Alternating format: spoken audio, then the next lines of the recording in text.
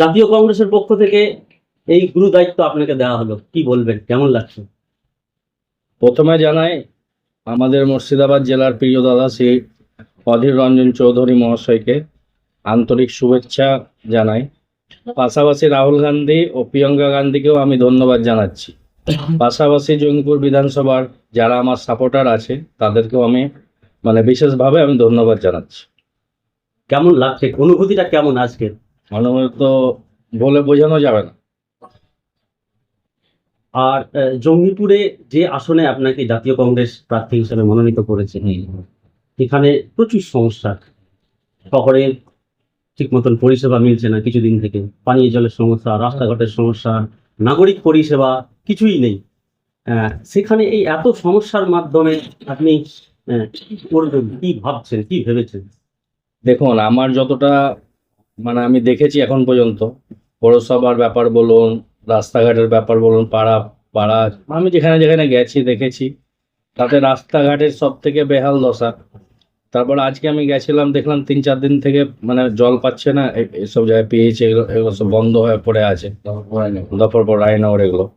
তো আগামী দিনে যদি ভোট তো বেশি দিন নাই, 23 তারিখে ভোট আছে, আগামী দিনে যদি আমি এমএলএ হতে পারি, তো এই প্রবলেমগুলো আশা করি থাকবে না।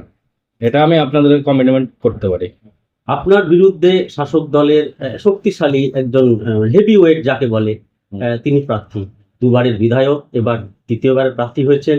তিনি প্রতিমন্ত্রীও ছিলেন। কি মনে করছেন, কতটা কঠিন হবে তার বিরুদ্ধে ফাইট করা? দেখুন, আমি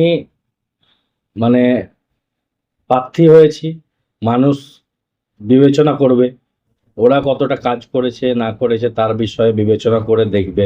মানুষ যদি আমাকে ভালোভাবে মেনে নেয় তাহলে আমাকে পাস করাবে, আর ওনাকে যদি মেনে নেয় ওনাকে পাস করাবে। এটা পুরো মানুষের উপর ডিপেন্ড করছে, জনগণের উপর। আশাবাদী কবে? আমি একদম 100% আশাবাদী। জাতীয় কংগ্রেসের কথাই বলে, রাজনৈতিক চর্চাই বলে যে জাতীয় কংগ্রেসের একটা পকেট ভোট রয়েছে। আপনি প্রচারে না বেরোলেও সেই পকেট ভোট দিয়ে যাবেন। সেখানে আপনি তো বিভিন্ন এলাকায় ঘুরছেন, মানুষের সাড়া কেমন পাচ্ছেন? মানুষের সাড়া তো পুরোপুরি এখন পর্যন্ত আমাদের কংগ্রেসের দিকেই সাড়া আছে এখন পর্যন্ত।